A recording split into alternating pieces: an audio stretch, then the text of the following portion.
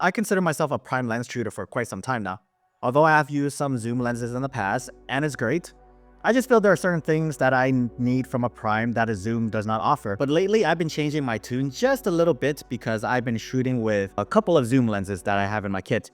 First off, the Tamron 17-70 f2.8 for the Fujifilm X mount, and as well, the Sigma 24-70 Mark II Art Series lens for the Sony E-mount. I'm starting to enjoy shooting with zoom lenses again because I'm living in a different country now.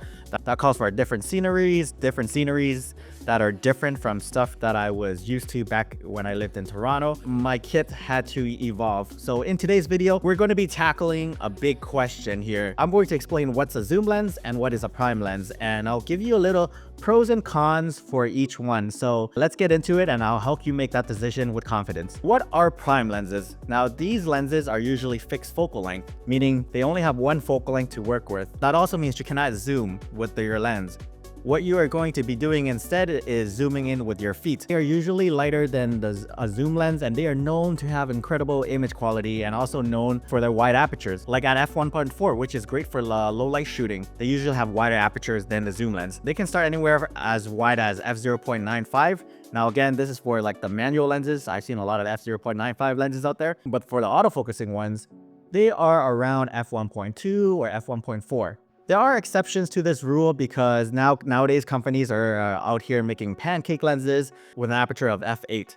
But for the general use cases now, let's just stick with f1.2 and f1.4 just to avoid any confusion. For the newbies out there who always refers to like the mirrorless cameras to have a professional look over their smartphone cameras, it's probably because of the prime lenses and its wide aperture at f1.4. This is what you call shallow depth of field or background blur or bokeh. This is usually what people who don't know about photography are referring to when they talk about that professional look or that cinematic look. So if you feel like you're one of those photographers who needs a shallow depth of field, your best chance is to get a prime lens. And this is why I love prime lenses so much, because I love bokeh. I am a bokeh lover. I'm a bokeh bro.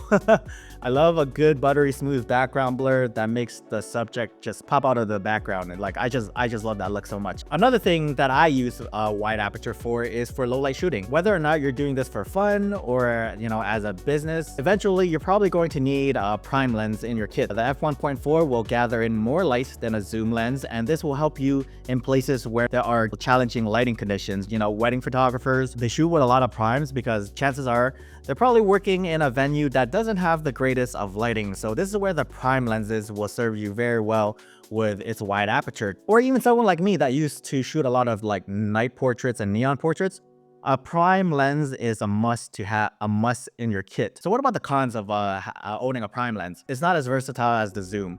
Like I mentioned earlier, when you grab a prime, you're stuck on that focal length. What you gain is incredible image quality, but you lose in versatility. And if you want to zoom in, you gotta zoom in with your feet. What if sometimes it's impossible for you to zoom in and out with your feet? So these are things you should worry about when it comes to prime lenses. They are generally less expensive than a zoom lens. And if you guys can't afford a native prime lens, there are many third-party manufacturers out there who are providing their versions of primes at a fraction of a cost.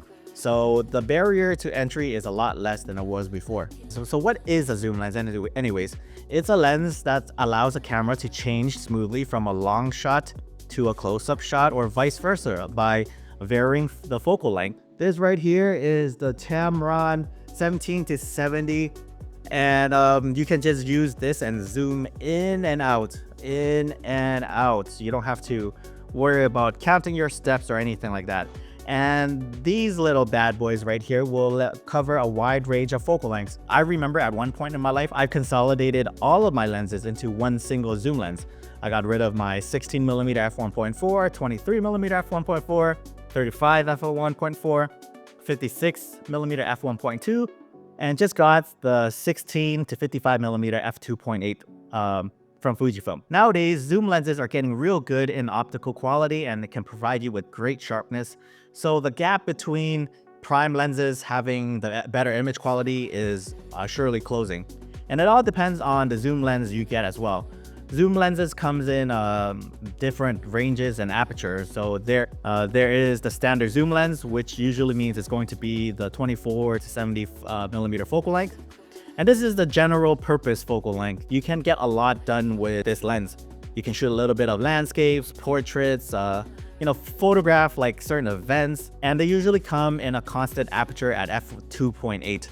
And these ones are the ones that usually cost like thousands and thousands of dollars. Their performance is next level.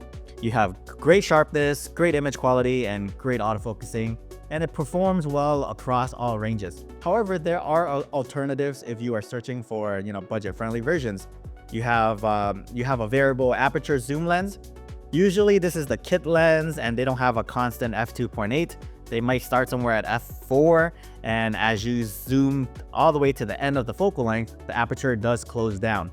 Now, these lenses are usually cheaper and they don't have as great of an image quality as the constant f2.8 zoom. That being said, it's still great for beginners to practice on the kit lens until they grow out of it and want something a bit more. There are also budget-friendly options like the Sigma 24 to 70mm f2.8. This costs around $1,200 for the Sony E-mount. And if you go and look for like the Sony native version of this lens, you're probably going to see that this is going to be cost probably twice as much. It's really expensive.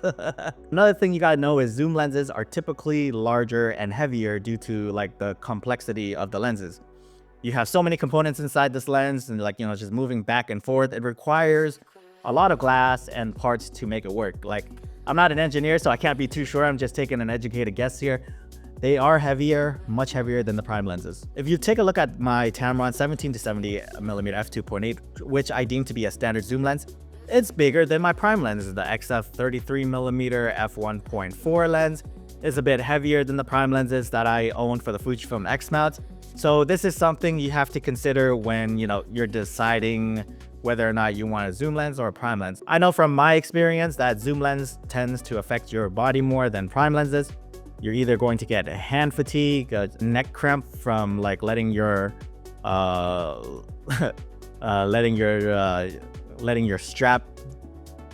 camera hang from your neck, or even like shoulder cramps or shoulder pains, or shoulder soreness from letting your camera strap dangle from your shoulders, or even back pains from carrying it from your back all the time. Now, I think for me, the key takeaway for owning a zoom lens is because it is incredibly versatile and super flexible.